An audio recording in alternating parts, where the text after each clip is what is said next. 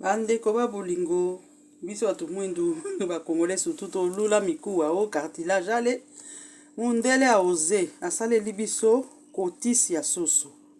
Donc nanga liboso nalekaki kuna mokomsu na boucherie yango abete yanga lisolo madame karate tobimisa kotisi ya soso.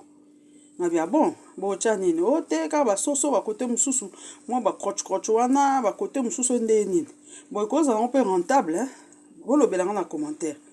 Bamisuni ya boye basalila ngo poulet mayo basa nini siko poulet mayo ta okuta na obstacle esa mobulu bopesa ba idée cotisse viandée soki cotisse ya poulet basa nango nini.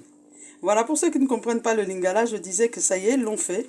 Comme l'Africain aime trop les obstacles, les trucs comme ça, ils ont créé les cottisses de poulet à 3,30 € le kilo. Voilà, abonnez-vous, likez, partagez. À bientôt.